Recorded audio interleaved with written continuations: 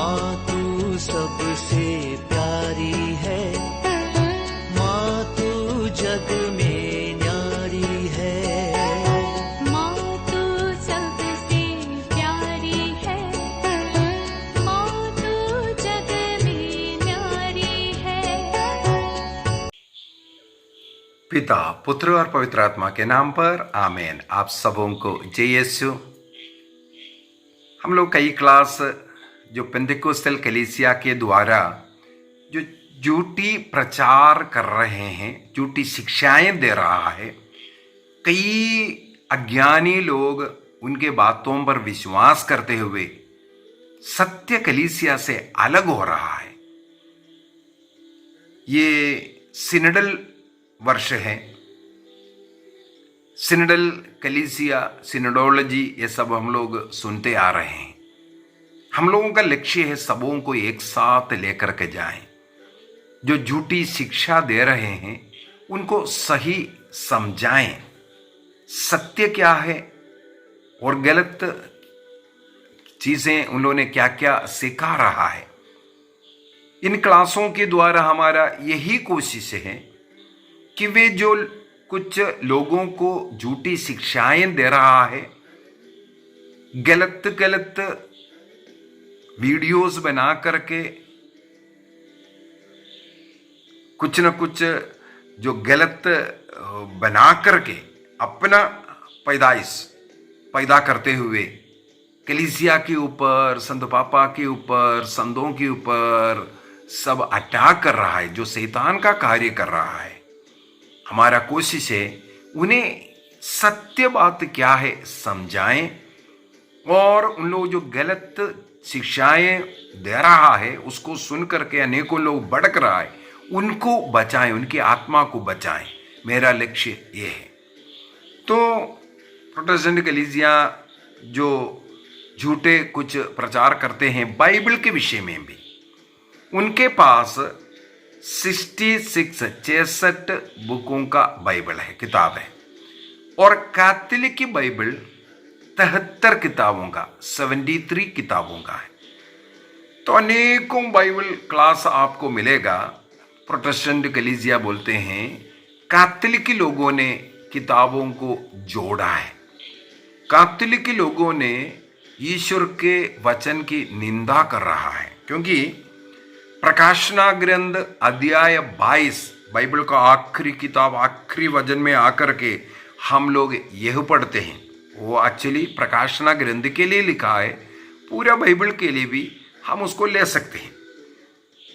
प्रकाशना ग्रंथ, book of revelation chapter 22 verse 18, वहां पर लिखा हुआ है, जो लोग इस पुस्तक की भविष्यवाणी की बातें सुनते हैं, मैं उन सबों को यह चेतावनी देता हूं, यदि कोई इनमें कुछ जोड़ेगा तो ईश्वर इस पुस्तक में लिखी हुई विपत्तियां उन पर ढाएगा। वाक्य 19, और यदि कोई भविष्यवाणी की इस पुस्तक की बातों में से कुछ निकालेगा तो ईश्वर इस पुस्तक में वर्णित जीवन वृक्ष और पवित्र नगर से उसका भाग निकाल देगा।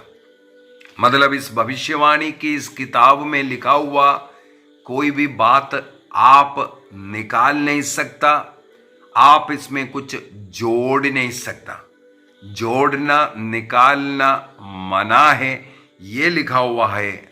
ऐसा करने वालों को दंड मिलने के विषय में और स्वर्ग राज्य उन्हें ना मिलने के विषय में लिखा हुआ है। तो ये बातें बता करके कैथोलिक कलीसिया अपनी मर्जी से जोड़ा जोड़ा बोल करके ये लोग सिखाते हैं। आज हम लोग इसको थोड़ा देखेंगे, कैसे जोड़ा, कौन जोड़ा, क्या है। साथ ही साथ में थोड़ा सा 2 वचन और लेना चाहूंगा।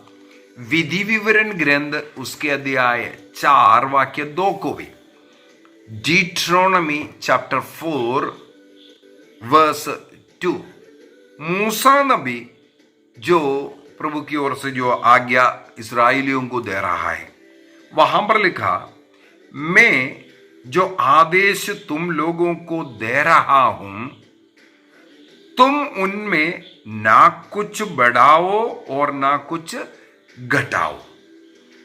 ईश्वर की ओर से मूसा नबी के द्वारा जो भविष्यवाणी मिला है, जो बातें मिले हैं, जो नियम मिला है, उसमें कुछ भी जोड़ना या घटाना मना किया।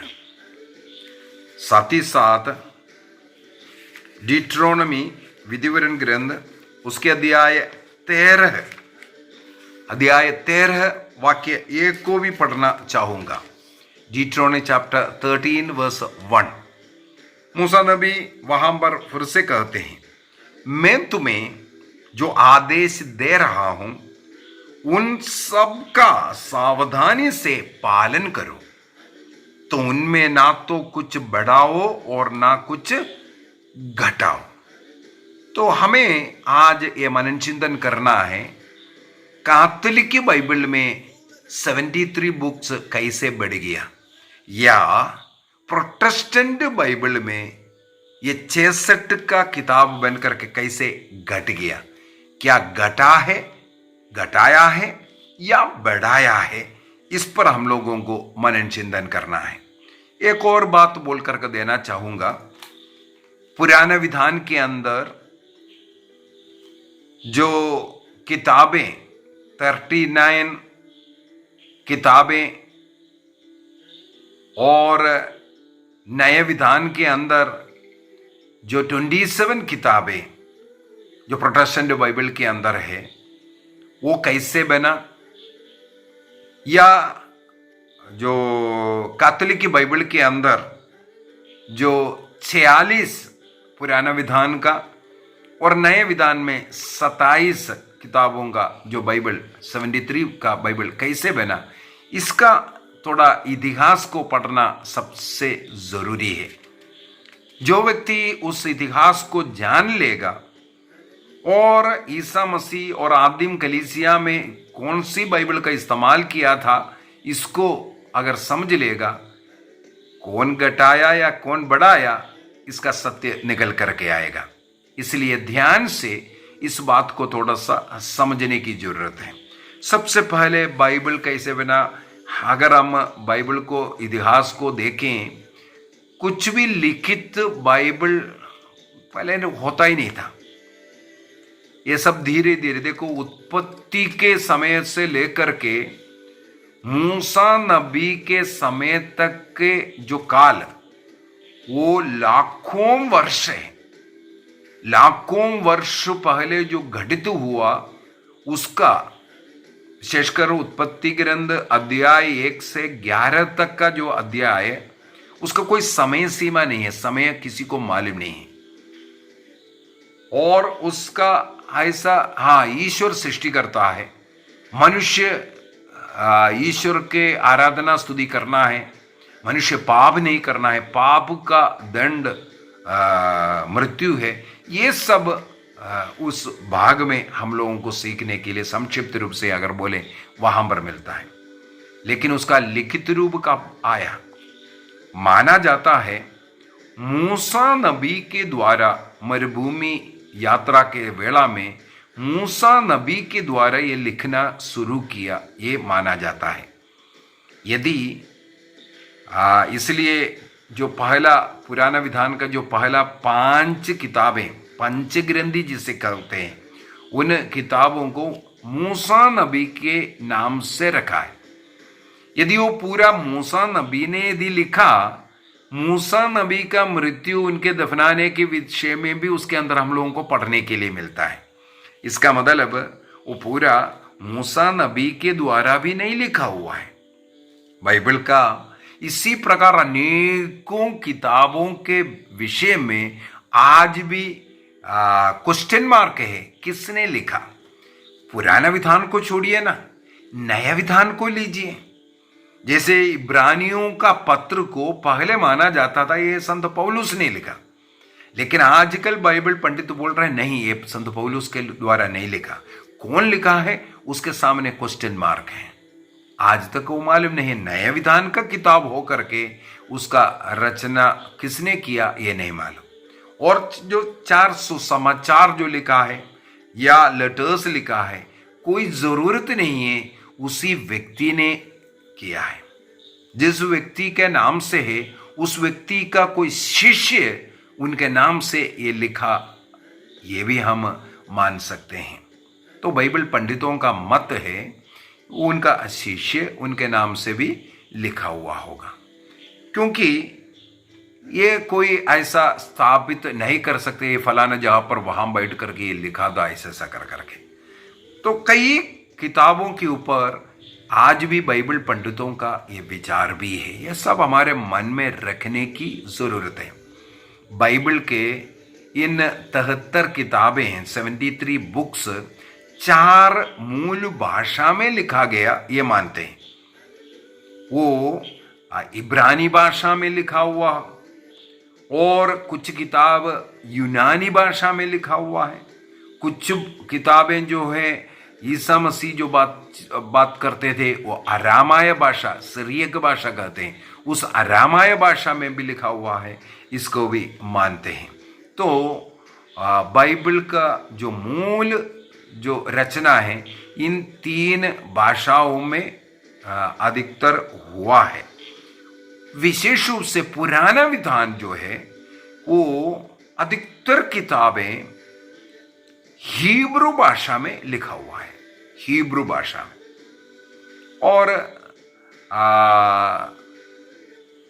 उसका ओरिजिनल कॉपी कहाँ है?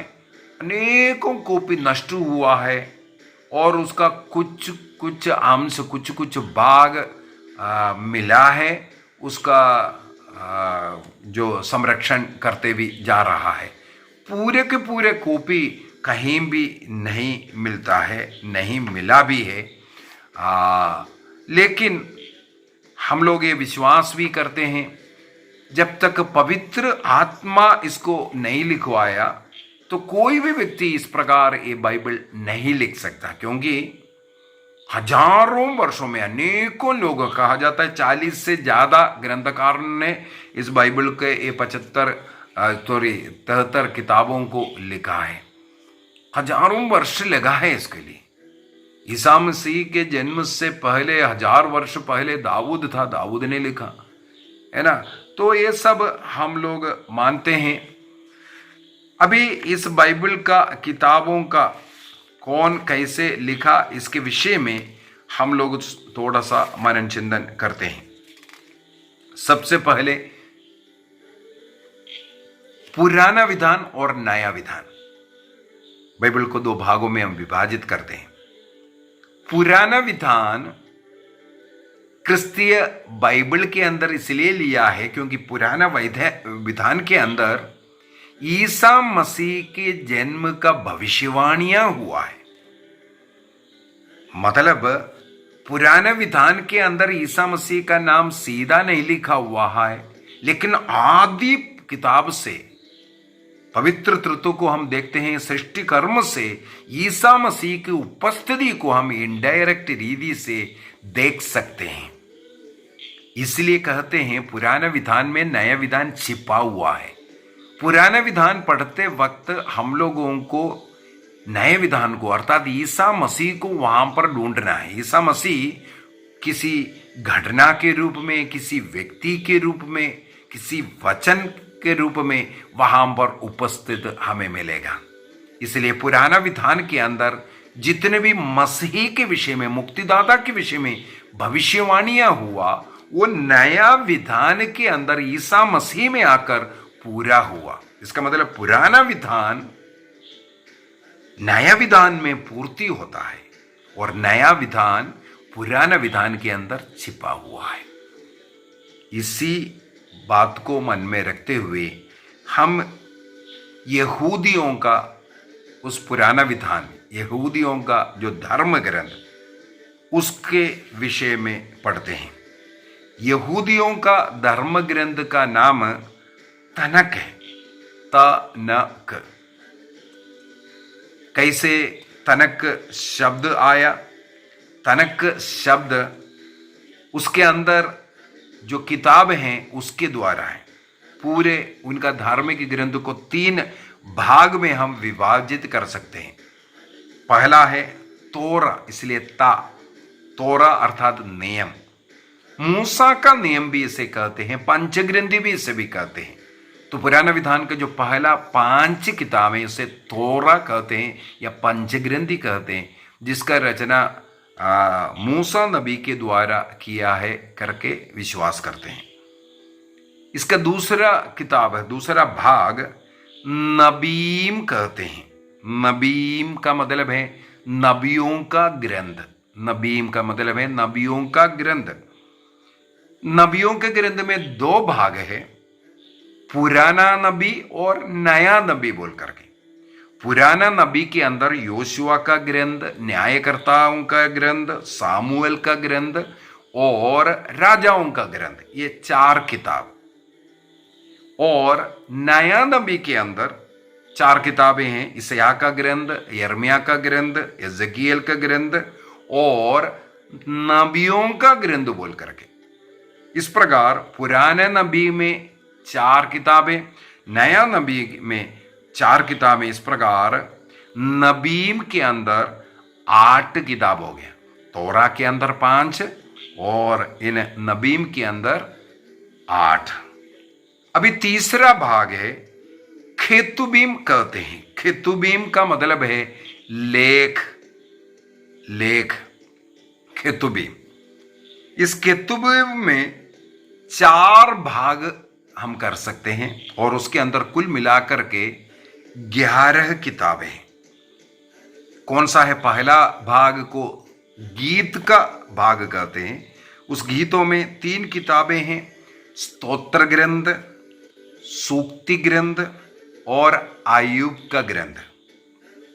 दूसरा भाग है मेगिलोत कहते हैं।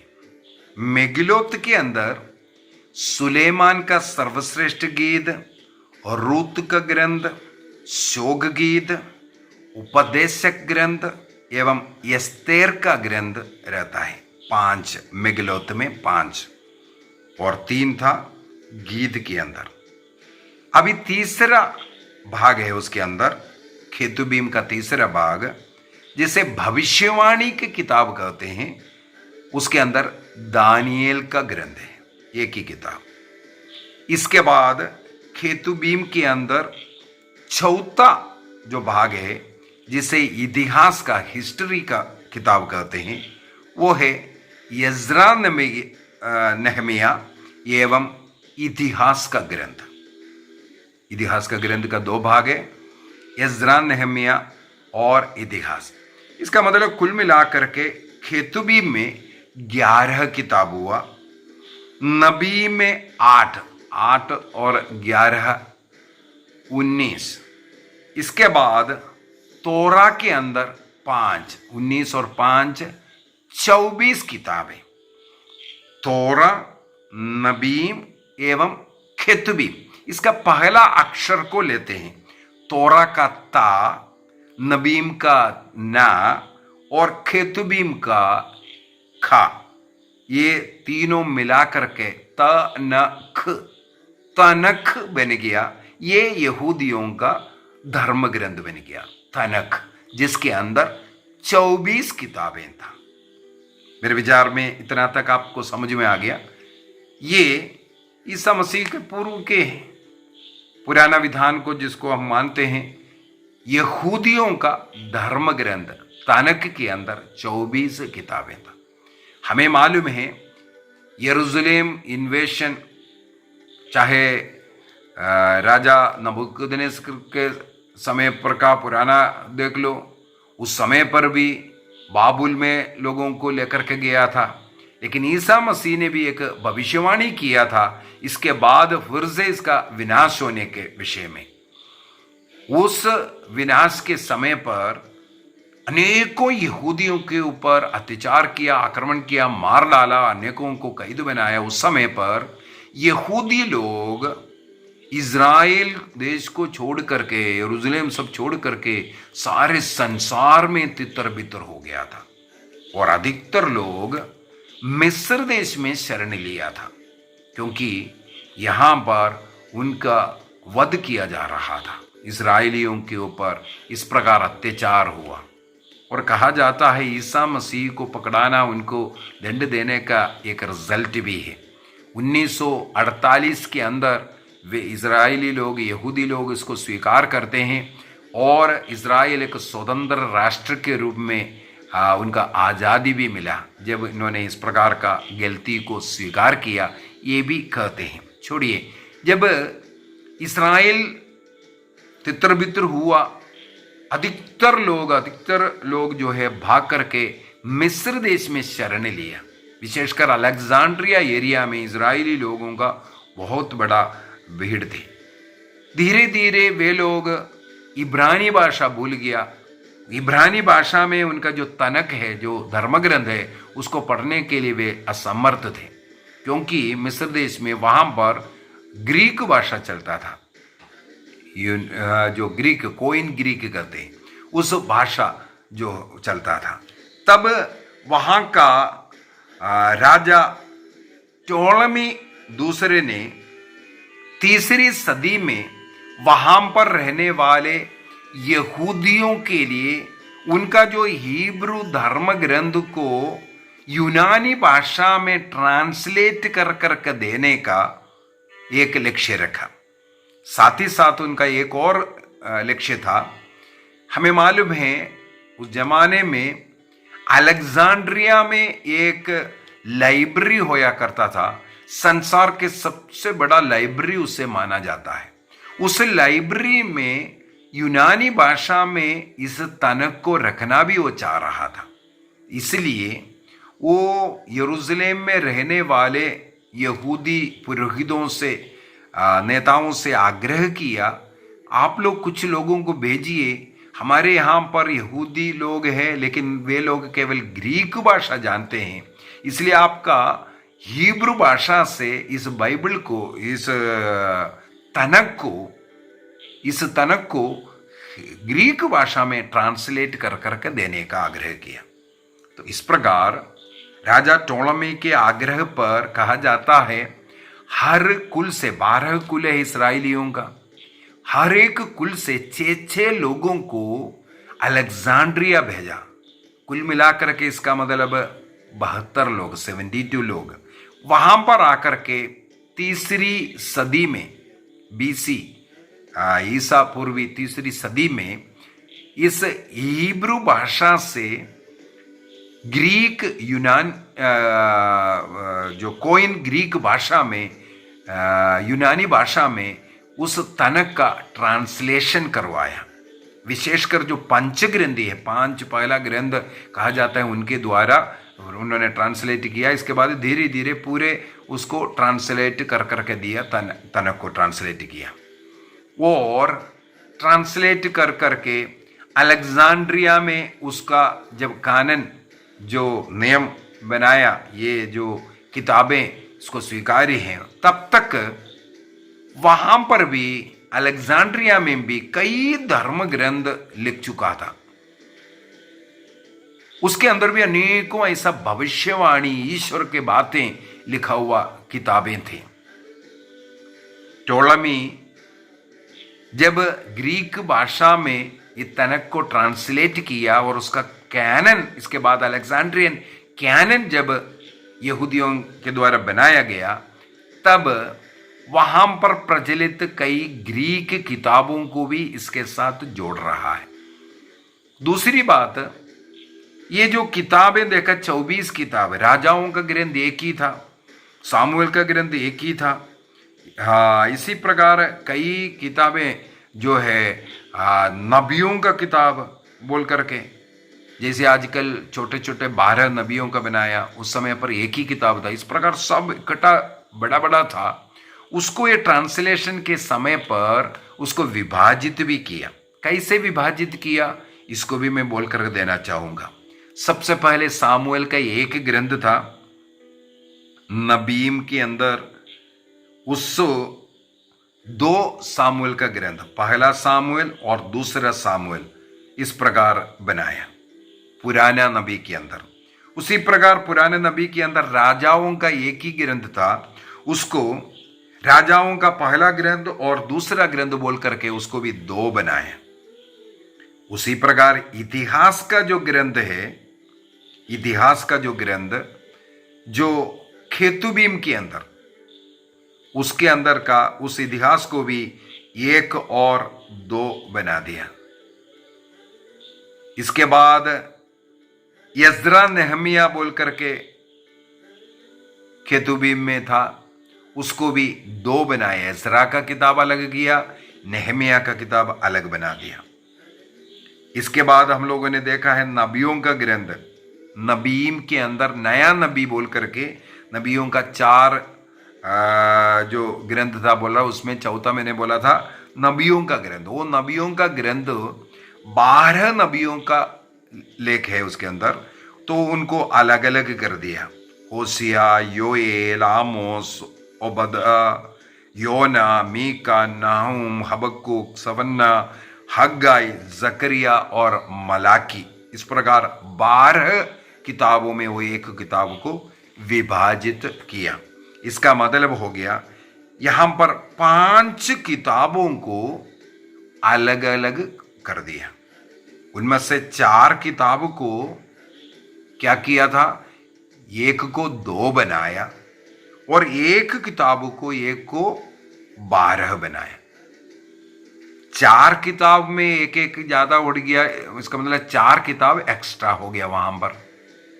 एक किताब को 12 बनाया, इसका मतलब उसके अंदर 11 किताब ज्यादा हो गए। इसका मतलब कितना हो गया, यहां का 11 और 4 15 किताब जब यूनानी भाषा में, ग्रीक भाषा में ट्रांसलेट किया, इस तनक के अंदर बढ़ गया। तनक के अंदर 24 किताब था, उसको 15 बढ़ा करके 39 किताब का उसी तनक को ही विभाजित किया। इसके बाद उसके अंदर कुछ और मैंने बोला अतिरिक्त किताब यूनानी भाषा में ही, हिब्रू भाषा में नहीं, यूनानी भाषा में ही जो उधर था उसको भी जोड़ दिया। वो कौन सा किताब है उसको भी देख लेते हैं। यूनानी भाषा में, ग्रीक भाषा में उस समय पर जो किताबें था, उनमें से पहला मकाबी और दूसरा मकाबी 2 हो गया। इसके बाद तोबित का ग्रंथ, प्रवक्ता ग्रंथ, प्रज्ञा ग्रंथ, बारूक का ग्रंथ और यूदित का ग्रंथ, इस प्रकार 7 किताब वहां पर यूनानी भाषा में ही था, उसको भी तनक का भाग बनाया, बाइबल का भाग बनाया। 39 और यहां पर हम लोगों को मिलते हैं 7, इस प्रकार 46 किताब बन गया।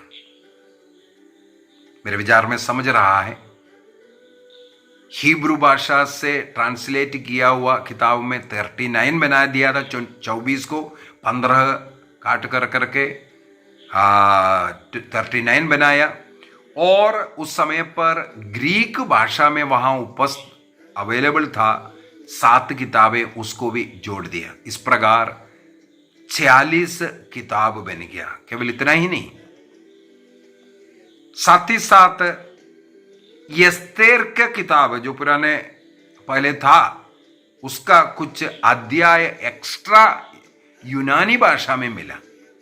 हिब्रू भाषा में उस समय पर नहीं मिल रहा था, लेकिन यूनानी भाषा में मिला। वो कौन सा है, एस्तेर का ग्रंथ अध्याय 10 वाक्य 4 से लेकर के अध्याय 16 वाक्य 24 तक का जो किताब उस समय पर यूनानी भाषा में मिला, एस्तेर का किताब का, उसको भी जोड़ दिया।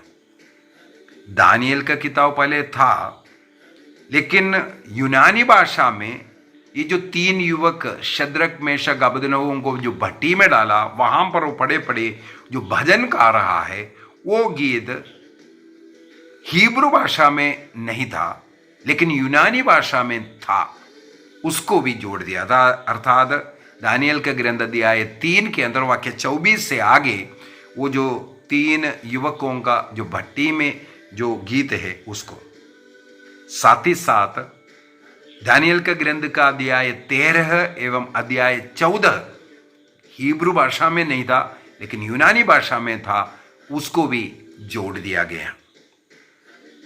इतना ये जो यूनानी भाषा में लिखा हुआ तनक का अलेक्जेंड्रियन कैनन के समय पर इसको जोड़ दिया और उस बाइबल का नाम सेप्तुजिंद रखा। सेप्तुजिंद का मतलब है, सेप्तुजिंद मीन्स है 70 स्कॉलर्स बैठ करके लिखने के कारण, ज्ञानी लोग बैठ करके लिखने के कारण इस किताब का नाम सेप्तुजिंद कहते हैं, सेप्तुजिंद बाइबल कहते हैं।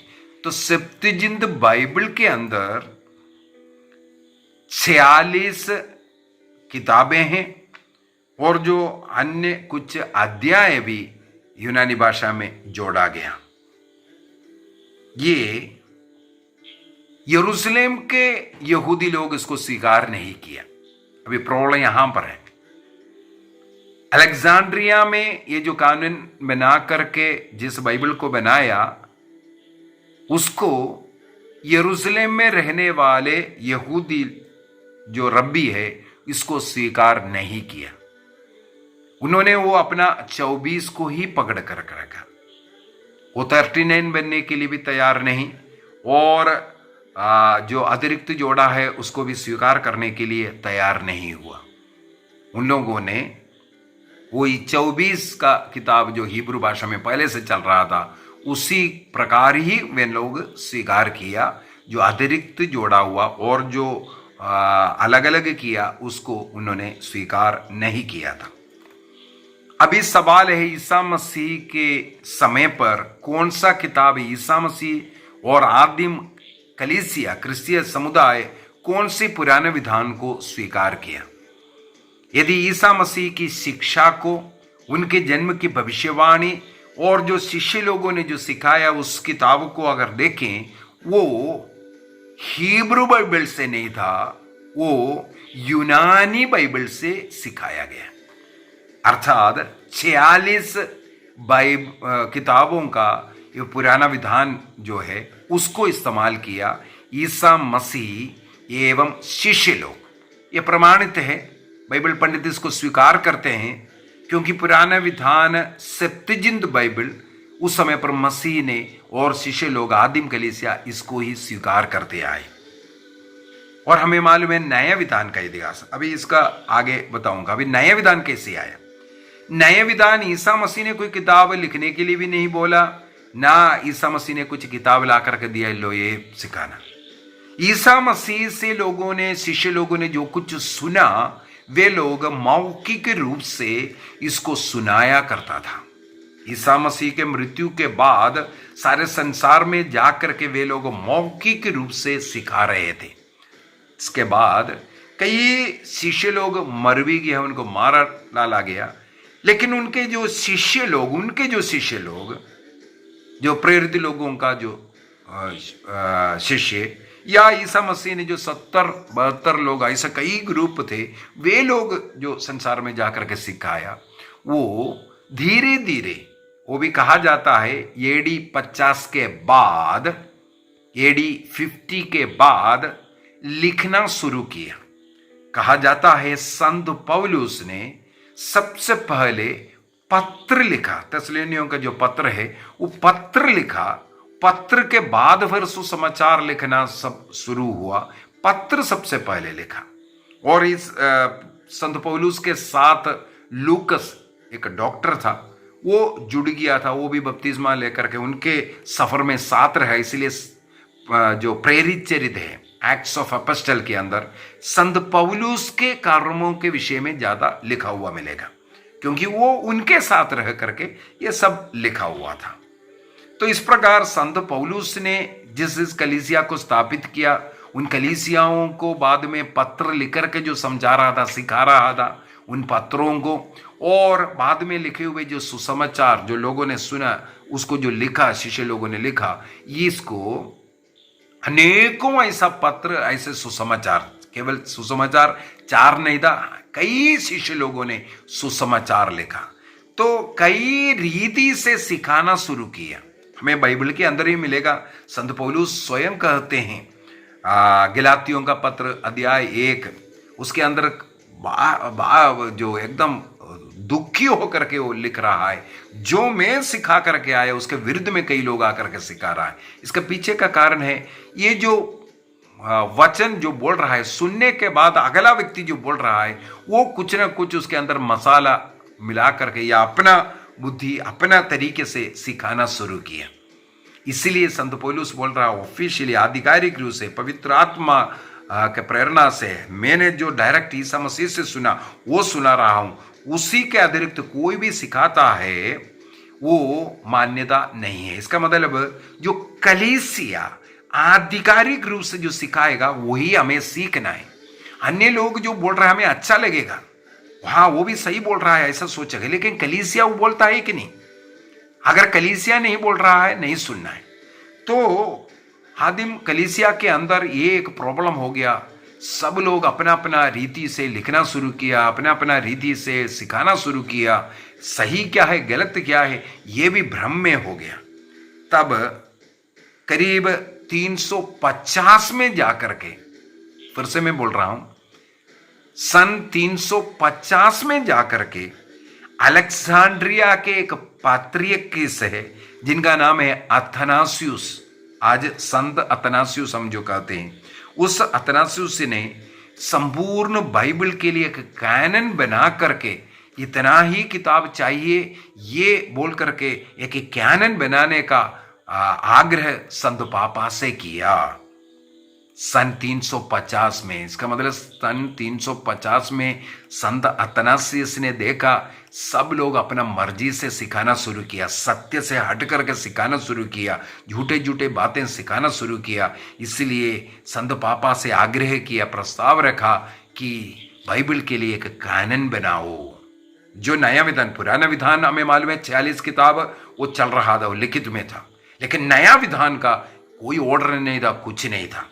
और साथ ही साथ संत अथनासियुस ने 27 किताबों का एक लिस्ट भी सौंप दिया, जिसके जाकर के सन 367 में 367 में नया विधान के लिए ये जो 27 किताबों का सूची बना करके, सूची बनाने का मतलब है पूरा पढ़ाई किया, कौन सा किताबों को कैसे कहाँ लेना है कहाँ रखना है, ये सब प्रकार करके सूची कलीसिया संत पापा को दे दिया।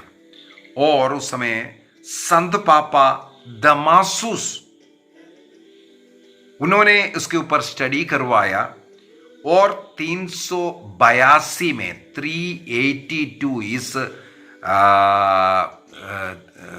जो डेट है उसको याद कीजिए। 382 में रोम में एक महासभा बुलाया, उस महासभा में इसके ऊपर चर्चा किया और ये जो 27 किताबों का लिस्ट भी दिया और उसके ऊपर स्टडी करवाया। और केवल इतना ही नहीं, साथ ही साथ संत जेरोम को ये ड्यूटी दिया कि वे हिब्रू भाषा में या यूनानी भाषा में, हिब्रू और यूनानी भाषा में जो बाइबल है उसको लातीनी भाषा में ट्रांसलेट भी करने का, क्योंकि उस समय पर रोम के जो है वहाँ का जो भाषा है लातीनी भाषा है। हिब्रू भाषा ना जानने वाला अनेकों लोग है, यूनानी भाषा ना जानने वाला अनेकों लोग हैं, और वहाँ का भाषा लातीनी भाषा के अनुसार लातीनी भाषा में बाइबल को ट्रांसलेट भी करने का आग्रह किया। तो 27 नए विधान के किताब का जो लिस्ट 382 में 382 में कलीसिया का महासभा, रोम महासभा में लिया और उसके अनुसार लातीनी भाषा में बाइबल बनाने का भी निर्णय किया। इसके बाद वो कहानी अगर पढ़ेगा तो बहुत लंबा चौड़ा है, किस प्रकार संत जेरोम को, आज संत जेरोम है, वो कठिनाइयों का सामना करना पड़ा क्योंकि किताबें मिलता नहीं था लैटिनी भाषा में, वो त्रुटि रहित, क्योंकि कई ट्रांसलेशन में कई प्रकार का त्रुटियां दिखने के लिए मिला। वो उसको पवित्र आत्मा की प्रेरणा से उन्होंने फिर उसको इकट्ठा कर लैटिनी भाषा में लिखना शुरू किया। वो लिखने के बाद ये 70 पुराना 46 तो ऑलरेडी है सेप्तुजिंत, और उसके साथ ये 27 किताब मिलकर के 73 किताबों का जो अनुवाद जो हुआ लैटिन भाषा में, उसे हम लोग वुल्गाते बाइबल कहते हैं। लैटिनी वो ट्रांसलेशन जो पहले किया उसको वुल्गाते बाइबल कहते हैं। अभी उसका 73 किताबों का ये वुल्गाते बाइबल बनाया, जिसके अंदर कलीसिया ने निर्णय किया कौन सा किताब होना है, उसके ऊपर पढ़ाई किया। ये पवित्र आत्मा से प्रेरित है, पवित्र आत्मा के द्वारा लिखा गया है। ये सब स्टडी करने के बाद इन 73 किताबों की सूची इसके बाद 393 में 393 में हिप्पो महासभा में पेश किया। इसके बाद 397 में 397 में तीसरी कार्तेज महासभा में फिर से उसको दिया, और चौथी कार्तेज 419 में हुआ, उसमें भी उस सूजी को रखा। फिर वहां पर सम्मिलित लोगों ने उसके ऊपर पढ़ाई की, अध्ययन किया। इसके बाद फ्लोरेंस में 1442 में फ्लोरेंस महासभा फिर से इस 73 किताबों का बाइबल को, सप्तजिंद बाइबल को इस महासभा के सामने रखा, फिर से इसके ऊपर चर्चा किया। ये इन सभी महासभा ने इन 73 किताबों की सूची को और इन किताबों को पारित किया, ईश्वर का दिया हुआ वचन के रूप में, पवित्र बाइबल के रूप में उसको स्वीकार किया। कब से? मैंने बोला 382 में इसका सूजी, फर्स्ट सूजी निकाला। इसके बाद उसको महासभा में हिप्पो 393 के हिप्पो महासभा में पारित किया। 397 में तीसरी कार्तेज में पारित किया। इसके बाद 419 में चौथी कार्तेज में पारित किया, और 1442 में फ्लोरेंस महासभा में भी इस सूची को पारित किया। तो कलीसिया, इसका मतलब 382 से लेकर के इन 73 किताबों का बाइबल को इस्तेमाल करते हुए आ रहा है। बाकी जितना भी लेख था वो बाइबल से हटाया, उसको मान्यता कलीसिया ने नहीं दिया था। तो वहां से लेकर के 46 किताबों का पुराना विधान, 27 किताबों का नया विधान को कलीसिया के महासभा ने इसको पारित किया। कैथोलिक कलीसिया का धर्म शिक्षा ग्रंथ 120 के अंदर भी हमें पढ़ सकते हैं। लेकिन हमें मालूम है मार्टिन लूथर ने 1534 में, उसके मृत्यु के तुरंत पहले, उन्होंने किताब बनाया, बाइबल बनाया, जो जर्मन भाषा में। उसके अंदर क्या किया, ये जो अतिरिक्त 7 किताब था उसको लास्ट में रख दिया। उन्होंने उस नंबर पुराने विधान का वो जो 7 अतिरिक्त ग्रीक भाषा में जो जोड़ा था सप्तजिंद बाइबल में, उसको लास्ट में रख दिया था। और किंग जेम्स जो संस्करण 1611 में जो प्रिंट किया था, किंग जेम्स वर्शन, उसके अंदर इसको आखिरी में रखा हुआ था। लेकिन 1827 के बाद, 1827 के बाद प्रोटेस्टेंट लोगों ने अपने बाइबल से पूर्ण रूप से इन 7 किताबों को निकाल दिया, बाहर फेंका। उन लोगों ने, जो यहूदी लोग, जो तनक में जितना किताब था केवल उसको स्वीकार किया। अलेक्जेंड्रियन कैनन में जो सेप्तजिंद बाइबल में जितना था उसको उन्होंने तिरस्कार किया। कब आकर के 1827 में आकर के 1827 में आकर के प्रोटेस्टेंट लोगों ने इसको निकाला। कौन निकाला? कोई महासभा नहीं हुआ, कहीं चर्चा नहीं हुआ। जिसने बाइबल प्रिंट करवाया उन्होंने बोला इसको हम रखेंगे नहीं। जैसे मार्टिन लूथर कैथोलिक कलीसिया से निकल करके जर्मन भाषा में फिर बाइबल प्रिंट करना शुरू किया, तब उनके मृत्यु के पहले बात है, उन्होंने रखा था, मार्टिन लूथर ने उसको रखा हुआ था। और किंग जेम्स वर्शन जब 1611 में हुआ था, उस समय पर भी वो उसको अपोक्रिप्टिकल जो किताबें बोल करके रख दिया था। लेकिन 1827 के बाद पूर्ण रूप से पेंटेकोस्टल प्रोटेस्टेंट कलीसिया इसको निकाला। क्या कैथोलिक की चर्च ने किसी को जोड़ा है? जी हाँ, कैथोलिक की चर्च ने न्याय विधान का 27 किताबें हमें दिया है और एक कैनन बना करके, क्योंकि कैथोलिक कलीसिया में जो कैथोलिक कलीसिया ही था उस समय पर 393 में हो या 97 में हो या 419 में हो या 1442 में फ्लोरेंस महासभा में हो, इस किताब को 73 किताबों को पारित किया।